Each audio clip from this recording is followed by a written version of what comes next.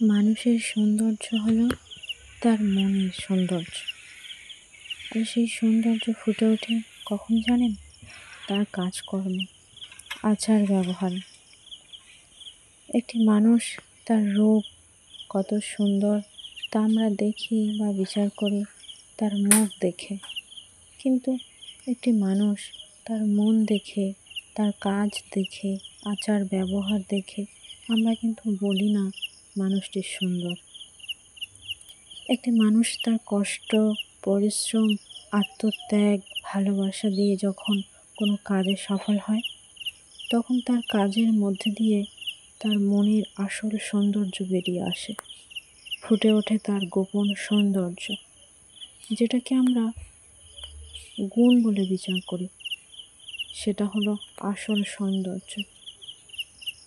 আমরা কিন্তু তা কখনোই দেখি না, বিচারও করি না সেই সৌন্দর্যকে। তখন আমরা বলেও উঠি না কাজটা ভালো।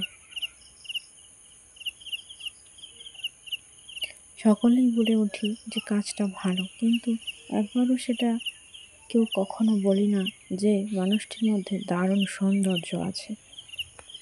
আমরা মানুষকে বাহ্যিক দিক দেখে বিচার করি, ভালোবাসি, পছন্দ করি বা ঘৃণাও করি, কিন্তু কোনো মানুষের অভ্যন্তরীণ দিক দেখে বিচার করি না, ভালোবাসি না, পছন্দ করি না।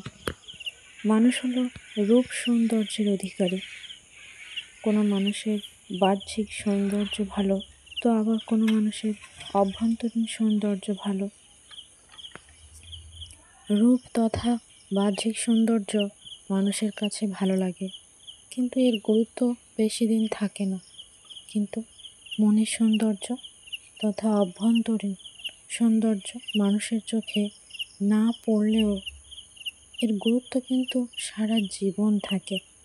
তাই আমরা যে কোনো মানুষকে বিচার করার আগে বা তাকে কমেন্ট করার আগে বাহ্যিক ও অভ্যন্তরীণ সব দিক দেখে ভেবে চিন্তে আমরা যেন কাউকে কমেন্ট করি বা বিচার করি, সেদিক লক্ষ্য রাখতে হবে। অহেতুক কাউকে কষ্ট দেওয়া বা বিভ্রান্ত করা কারোরই পক্ষে উচিত না।